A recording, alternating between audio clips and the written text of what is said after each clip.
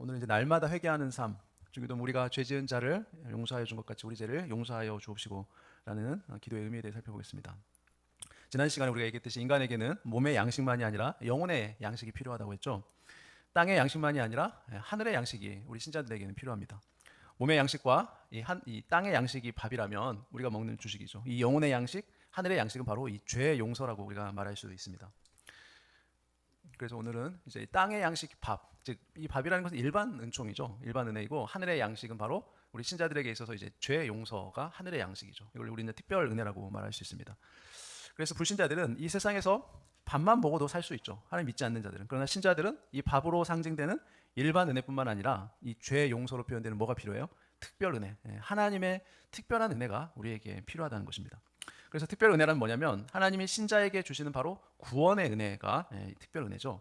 그래서 이 특별 은혜가 있어야 우리는 뭘 할 수 있어요? 하나님과 교제를 할 수 있는 것이죠. 그러니까 하나님과 교제할 수 있는 은혜가 특별 은혜인 것이에요. 하나님과의 교제에 있어서 가장 중요한 것이 있는데 그것이 바로 죄의 용서입니다. 여러분, 죄가 무엇입니까? 죄가 있으면 하나님과 교제를 단절시키죠. 그리고 죄의 용서는 그 단절된 하나님과의 관계를 회복시켜 주시는 것이 바로 이 죄의 용서입니다. 여러분, 우리가 아이를 낳게 되면 이제 산부인과에 신생아실이나 또 이제 산후조리원 여기에 들어가게 되는데 거기에 가서 갓 태어난 아기와 접촉하기 위해서는 뭘 해야 돼요? 철저하게 손을 씻고 위생 소독을 해야만 그 갓난 아이를 이제 만나볼 수 있고 접촉을 할 수가 있습니다. 왜 그렇습니까? 이 갓 태어난 아기는 면역력이 약하기 때문에 이 외부의 병균이 옮길 수 있는 것을 예방하기 위해서 그런 소독 절차를 거치는 것이죠. 마찬가지로 이 거룩하신 하나님을 만나는 것도, 여러분, 인간이 죄인이잖아요. 죄인이 하나님을 만나기 위해서, 하나님께 나아가기 위해서 뭐가 있어야 돼요? 바로 우리 죄가 용서함을 받아야 한다는 거죠.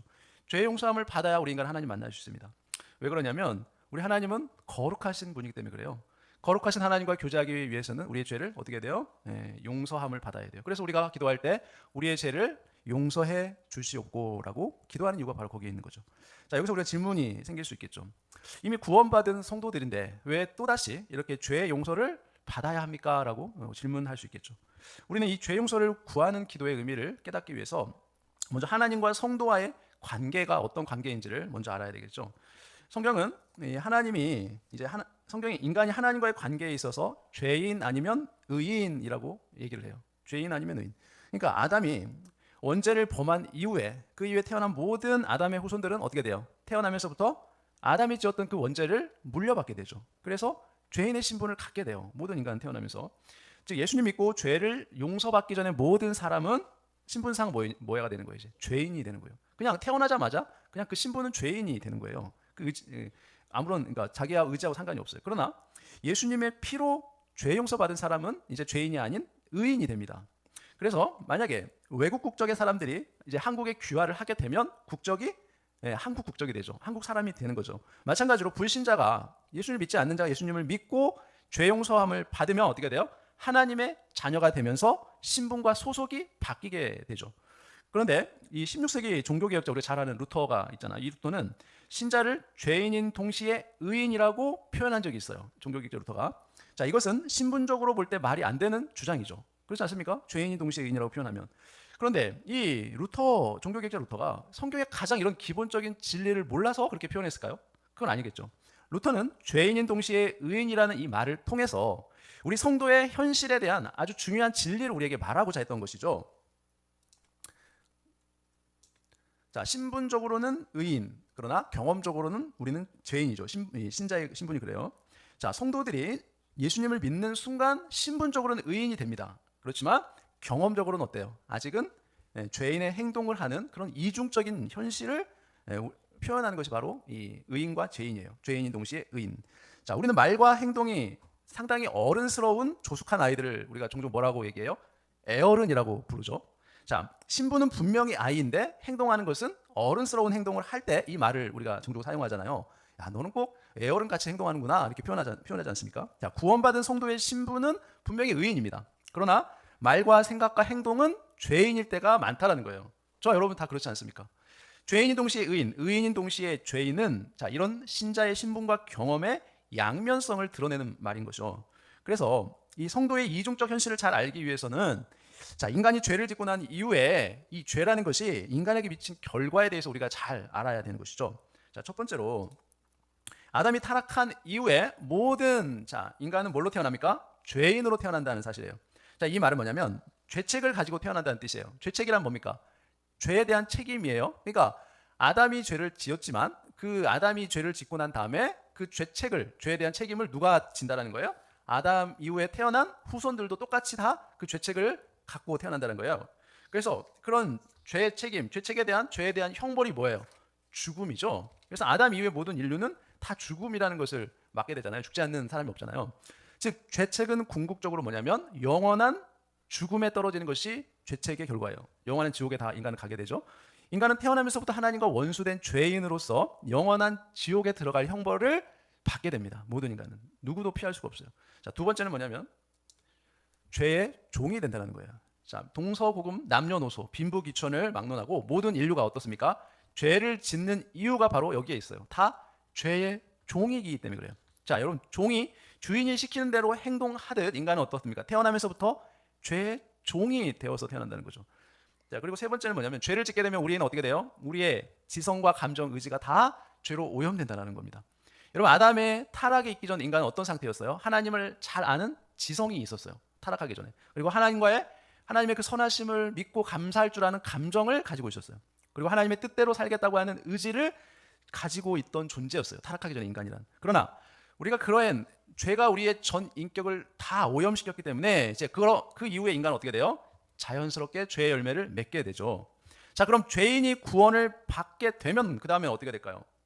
그 이후부터는 첫 번째 뭡니까? 신자는 이제 죄책을 면제받습니다. 죄에 대한 책임을 면제받는다는 거예요. 그리고 영원한 죽음인 불못에 지옥에 들어가지 않게 됩니다. 구원받게 되면. 그 다음에 두 번째, 신자는 어떻게 돼요? 죄의 종에서 이제 법적으로 해방이 돼요. 더 이상 죄의 종이 아니죠. 그렇게 선언을 해주는 거죠. 신자가 되면. 그 다음에 세 번째, 신자는 법적으로 죄의 종에서 해방되었지만 신자 안에 여전히 뭐가 남아있습니까? 우리 육신을 가지고 있는 한 우리에게는 죄의 세력과 오염된 상태는 남아있죠. 그대로 남아있는 거예요. 자, 죄가 여전히 우리 마음 안에 강력한 세력으로 자리 잡아 있으면서 신자로 하여금 죄를 짓도록 우리를 유혹한다는 거죠. 그것이 우리의 현실이지 않습니까? 그래서 구원받은 신자라도 현실적으로 죄를 지울 수 있게 되는 것이에요. 네 번째, 자, 신자가 죄 자체로부터 완전히 해방되는 때가 옵니다. 그죠? 그때가 언제예요? 바로 우리가 죽어서 우리 영혼이 영화롭게 될 때예요. 그러니까 우리가 죽으면 영혼이 우리 육신과 분리되죠. 우리 영혼이 하나님 품에 가게 되잖아요. 그때 우리가 죽어서 영혼이 영화롭게 될 때 우리는 죄로부터 완전히 해방돼요. 또 언제 해방되죠? 우리 예수님이 재림하셔서 우리 신자들이 부활하게 될 때, 우리 몸이 부활해서 영화롭게 될 때 우리 부활의 몸은 어떻게 됩니까? 더 이상 죄가 거할 수 없는 그런 몸이 되죠. 죄로부터 완전히 해방되죠. 자, 그러므로 이 죄와 관련해서 구원은 크게 세 단계로 이루어지죠. 첫 번째가 뭡니까? 칭의죠. 칭의는 뭐예요? 죄의 형벌로부터의 구원이 칭의예요. 이건 언제 일어납니까? 예수님을 믿는 그 순간에 일어나는 것이 칭의예요. 하나님이 예수님을 믿고 우리가 죄사함을 받을 때 우리를 의롭다라고 인정해 주는 거잖아요. 그러면 그 아담으로부터 물려받은 죄에 대한 책임 그리고 그 형벌을 우리가 면제되는 거예요. 해방되는 거예요. 형벌로부터. 언제요? 예수님을 믿는 순간에 우리가 칭의라는 걸 인정을 받게 돼요. 그다음부터 이제 성화의 과정을 겪게 되죠. 죄의 세력과 오염으로부터의 구원이 성화인데, 자, 이거는 평생에 걸쳐서 점진적으로 일어나는 일이에요. 그러니까 점진적이라는 건 뭐냐면 우리가 예수님을 믿었다고 해서 우리가 단번에 죄를 안 지울 수 있는 상태가 되는 것이 아니라 조금씩 죄를 덜 짓게 된다는 거죠. 예수님을 처음 믿었을 때보다 시간이 지나서 신앙이 성숙해지면서 죄를 점점 더 안 짓게 되는 것이 이제 성화의 과정이잖아요. 그 다음에는 영화의 과정이 되죠. 언제입니까? 죄 자체로부터 완전히 구원을 얻는 때가 영화죠. 우리의 영혼이 분리될 때나 예수님이 다시 오셔서 부활하게 될 때, 그때가 이제 영화의 단계로 들어가는 거죠. 자, 신자는 이렇듯 예수님을 믿는 순간 죄의 형벌로부터 구원은 이루어졌지만, 자, 이 세상에 살아가는 동안은 항상 어떻습니까? 우리 마음 안에 죄가 평생 우리를 괴롭히는 것을 우리는 느끼게 되죠. 알게 되죠. 자, 죄는 신자로 하여금 죄를 짓도록 우리를 항상 유혹하기 때문에 신자는 날마다 죄를 지을 가능성이 있어요, 없어요? 있어요. 우리는 날마다 죄를 짓죠. 그러므로 이미 죄의 형벌로부터 구원받은 신자지만 날마다 뭘 해야 돼요? 죄를 지을 가능성이 있고 죄를 짓기 때문에 날마다 죄를 고백하고 그 죄 씻음을 받을 필요가 있다라는 거예요. 신자에게는. 예수님은 그래서 십자가에 달려서 돌아가시기 전날에 뭘 하셨어요? 제자들의 발을 씻겨줬죠. 네, 세족식을 하면서 우리가 날마다 하나님께 죄의 용서를 받아야 될 필요성이 있다는 걸 말씀해 주셨거든요. 요한복음 13장에 보면 한번 읽어볼까요? 자, 저녁 먹는 중에 예수는 아버지께서 모든 것을 자기 손에 맡기신 것과 또 자기가 하나님께로부터 오셨다가 하나님께로 돌아가실 것을 아시고 이제 예수님의 십자가 죽음을 앞에 둔 거죠.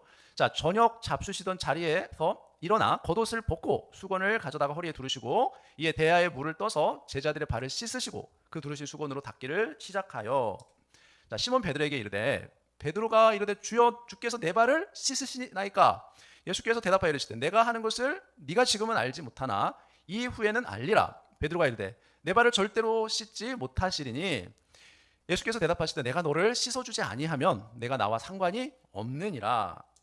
시몬 베드로가 이르되 주여 내 발뿐 아니라 손과 머리도 씻어주옵소서. 예수께서 이르시되 이미 목욕한 자는 발밖에 씻을 필요가 없느니라. 온몸이 깨끗하니라.